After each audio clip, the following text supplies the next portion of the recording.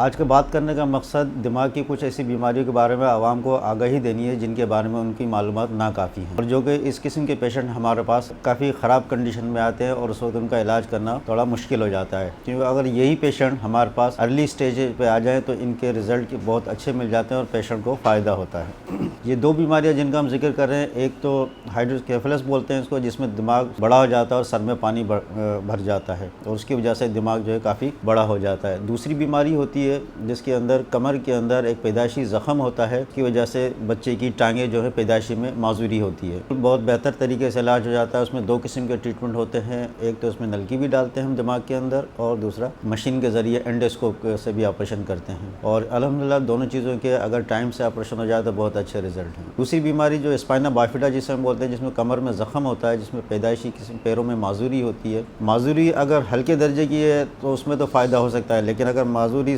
بہت زیادہ قسم کی ہے، سیویئر اسٹیج پہ ہے، تو اس میں فائدہ تو نہیں ہوتا، لیکن پیچھے جو زخم ہے کم از کم اس زخم سے مریض کو نجات مل جاتی ہے، اور مریض کو ہینڈلنگ کرنا، اس کو لٹانا بٹھانا ایزی ہو جاتا ہے۔ اور اس زخم کی وجہ سے کچھ دوسرے مسائل بھی ہوتے ہیں، جس میں دماغ میں انفیکشن ہو سکتا ہے، گردن کو بخار ہو سکتا ہے، ٹھیک ہے، ان چیزوں سے مریض کو فائدہ ہو جاتا ہے۔ 27 اکتوبر برس جمعرات صبح 10 بجے یعنی کل کا دن عوام الناس کی آگاہی کے لیے ایک پروگرام رکھا ہے سول ہاسپٹل کے لیکچر ہال میں، جس میں اس بیماری سے متعلق مختلف شعبے سے جو ایکسپرٹ ڈاکٹر ہیں وہ تشریف لائیں گے اور اپنی اوپینین اور اپنی رائے کا اظہار کریں گے۔ جو عوام الناس آئے گی ان کو بتایا جائے گا کہ اگر ایسے مریض آتے ہیں تو ان کو کس طرح سے ہینڈل کیا جائے اور کس طرح کو جلدی پروفیسر ہوتے ہیں، ڈاکٹرز ہوتے ہیں، ان کو دکھایا جائے تاکہ ان کا ارلی علاج ممکن ہو سکے۔ مریض کے اس میں احتیاطی تدابیر بھی بتائی جائیں گی، اور آئندہ کے لاحمل کے